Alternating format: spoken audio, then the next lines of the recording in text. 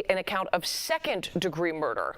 Again, that is not guilty on first-degree murder. Guilty, Sean Grayson, former Sangamon County Sheriff's deputy, for second-degree murder in the shooting death of Sonya Massey. We have a reporter, Charlie DeMar. He's in that courtroom getting reaction. We'll hear from him as we continue our coverage of this on our stream. You'll find it at CBS News Chicago. Beyond that, much more here on air on our news beginning at 4 o'clock.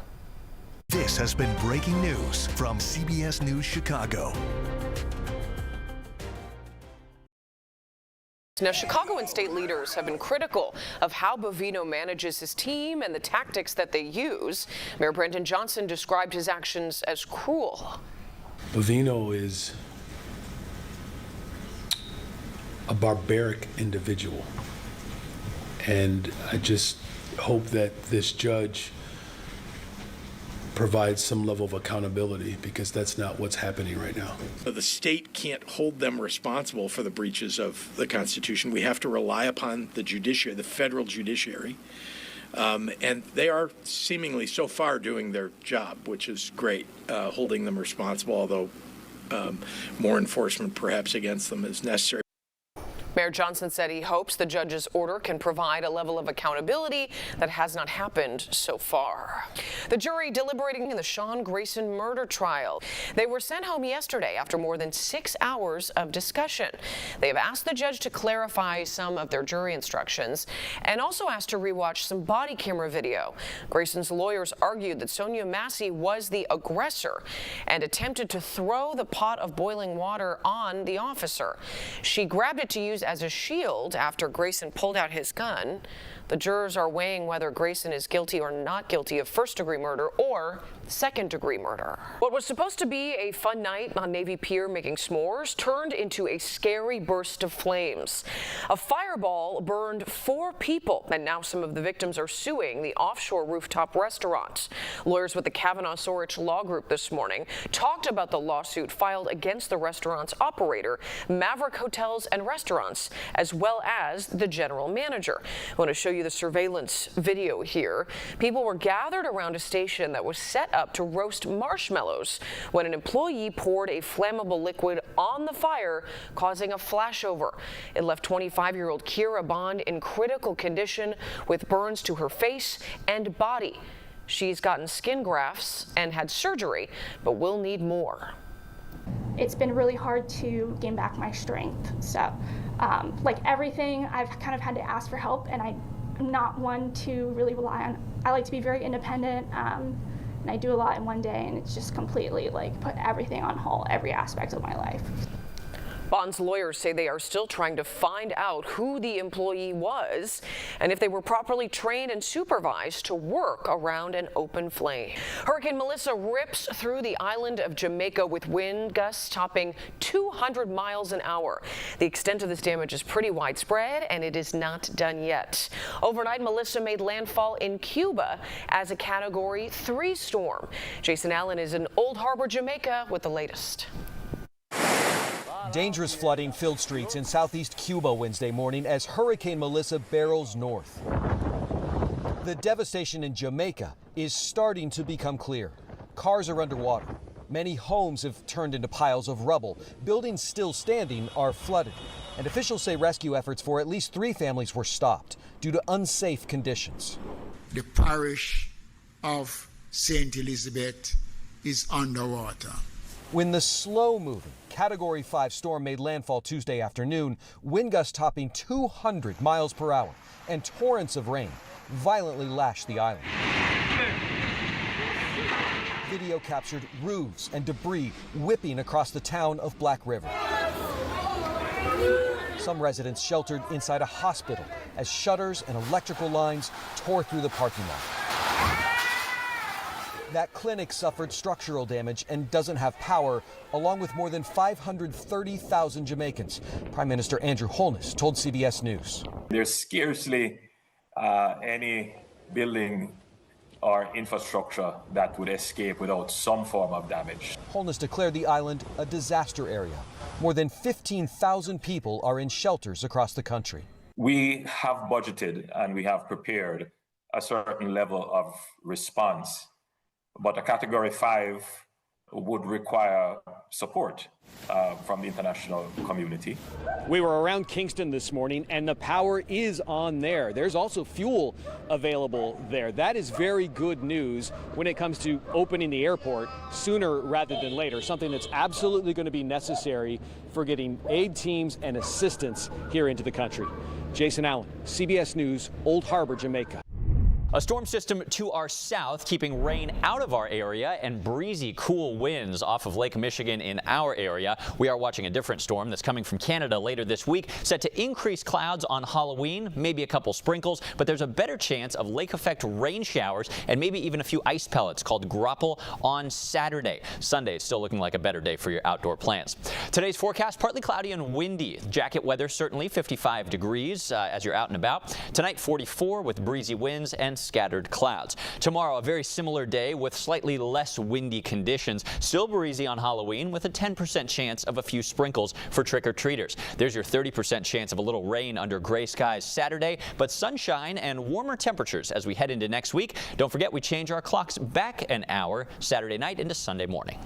When it comes to recent disaster declarations from various states, President Trump has approved funding for Alaska, Nebraska, and North Dakota, all states that are led by Republicans. But he has denied requests from Illinois, Vermont, and Maryland that have Democratic representation. Now, Chicago and Cook County are teaming up with the state to appeal for federal relief funds for homes and business owners who are affected by flooding this summer. We're going to be on the ground knocking on doors in neighborhoods that we haven't been to previously for the purpose of trying to get in-person porch surveys and find out if people have new damage and if they're still struggling with something from the previous storms. We're doing everything that we can, recognizing the potential issues that have arisen. We're going to keep working with our partners, our nonprofit groups and businesses to try to at least get something to help folks out. So if you were impacted by that flooding, there are some in-person surveys and also a QR code for people to fill out and submit photos of their damage online. The deadline for this is November 7th. The flooding in July and August caused power outages and disruptions to transportation and a lot of essential services. Chicago police say they are looking for the man who stabbed a woman in the West Ridge neighborhood. This happened early this morning. Chicago police tell us a 65-year-old woman was attacked by a man in all black while she was taking out the trash.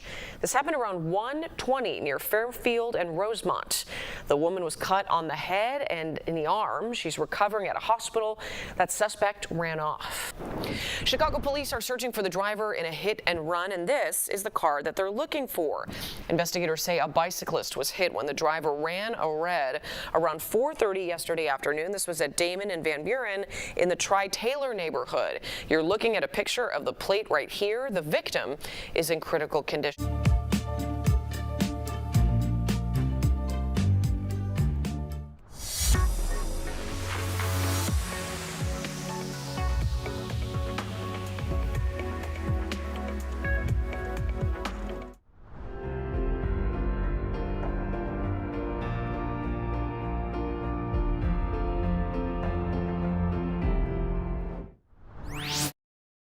This is breaking news from CBS News Chicago. Good afternoon. I'm Marisa Vedra covering the decision out of a courtroom in Peoria, Illinois today that found former Sangamon County Sheriff's Deputy Sean Grayson guilty of second-degree murder in the shooting death of Sonya Massey in her home after she called 911 back in July of 2024. Charlie DeMar has been in Peoria covering this case for us throughout it. Charlie, tell us what it was like to be in the courtroom as the jury read their decision.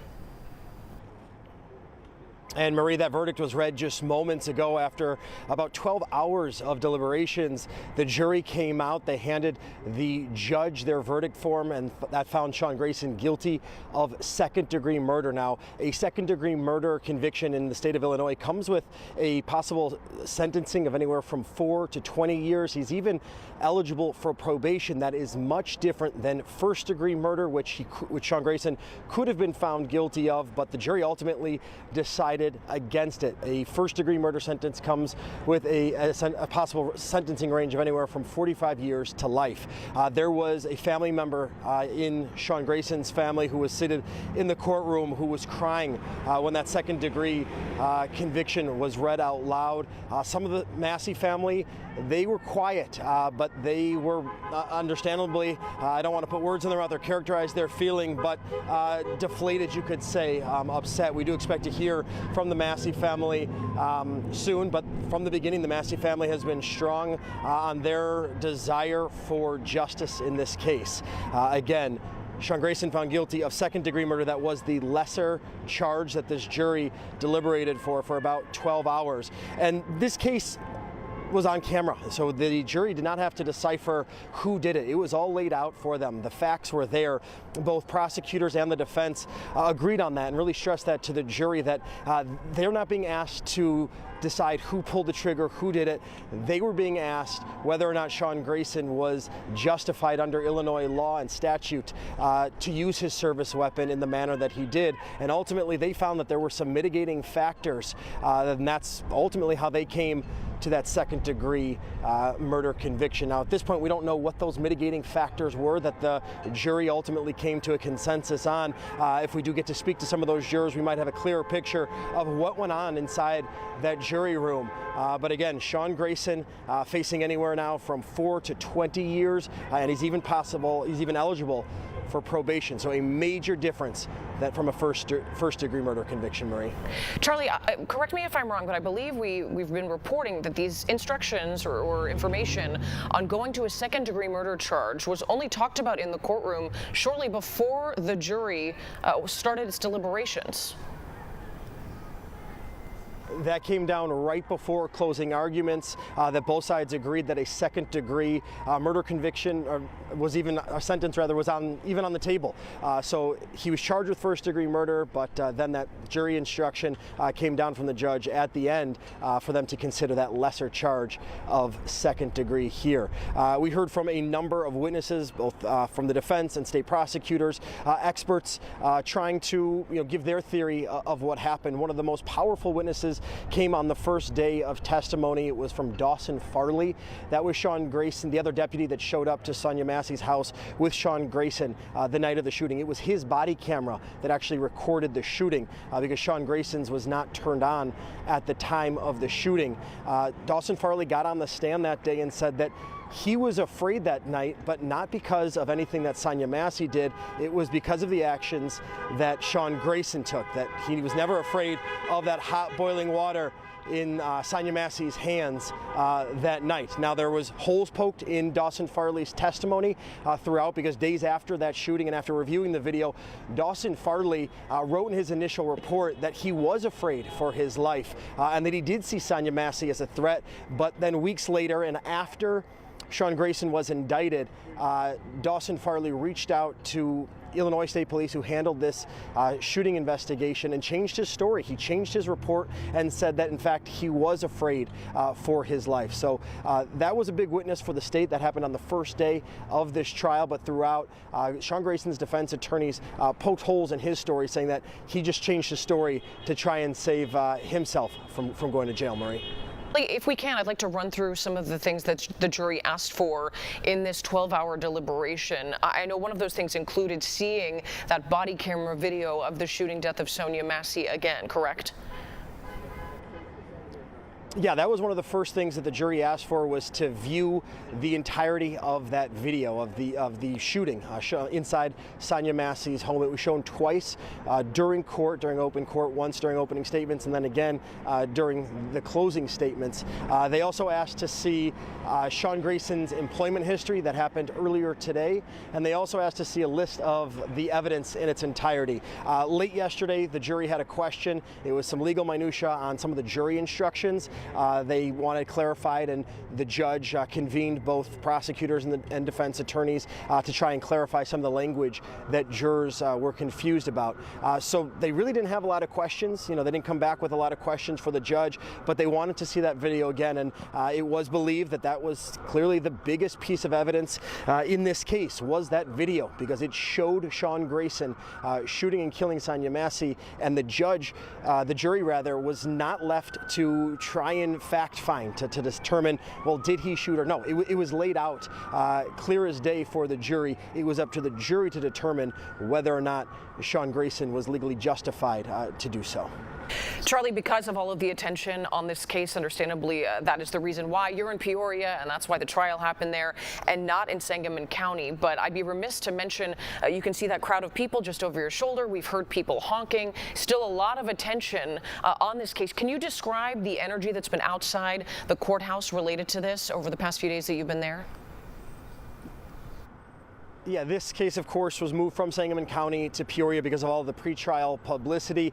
The prosecutors are based out of Sangamon County. The judge, Ryan Cadigan, in this case, he is a Sangamon County judge presiding over this case in Peoria. But as for some of these supporters, they're mostly in purple. Sonya Massey's family has been in purple throughout this trial. That really has been their unifying color. They've been outside in front of this courthouse since the start of the trial. They've been peaceful, loud, encouraging passerbys to honk their horn, but they've been peaceful, supporting the family. We've seen family members as they've been coming and going from court, hugging them, thanking them for their ongoing support in front of the courthouse. Going back inside now, Charlie, can you tell us a little bit more about how Sean Grayson looked as he learned his fate? He was stoic. Sean Grayson really did not give much emotion one way or another. Once court was dismissed, the judge went back into his chambers. Sean Grayson stood up. He put his arms out and was handcuffed, as he has been throughout this entire trial, going back to jail as the day is over. And that was similar today. The judge let out for the day. Sean Grayson stood up. He put his arms out in front of him. He was handcuffed in front of him, and he was led away through the back chambers of the court. Sean Grayson's family members, they were crying. They were, understandably emotional, I think, whichever way this was going to go. But that lesser charge was handed down, was read. You got to assume that provides some relief if there was going to be a guilty verdict of some kind in this case, that they got that lesser charge that carries a sentence of 4 to 20 years. Charlie DeMar covering the Sean Grayson trial for us live in Peoria. Charlie, thank you. We'll see you coming up in our news at 4 o'clock with the latest. I now want to bring in our analyst, our legal analyst. A lot going on today, Irv. Irv Miller's with us to talk about what we witnessed today. Your surprise or lack thereof of this decision from the jury? I'm not surprised because when the judge agreed to give the second degree, that typically leaves the jury the option of compromising. Or if it's guilty or not guilty just on one count, then it's no compromise in there. It's one or the other. This time I was concerned, I guess they deliberated for like 11 hours on this case. About 12, yeah. So my worry then was there were 3 camps. There was the not guilty, the first degree murder guilty, and the second degree murder. That creates a little confusion in a jury room, but obviously they came to a conclusion for second degree.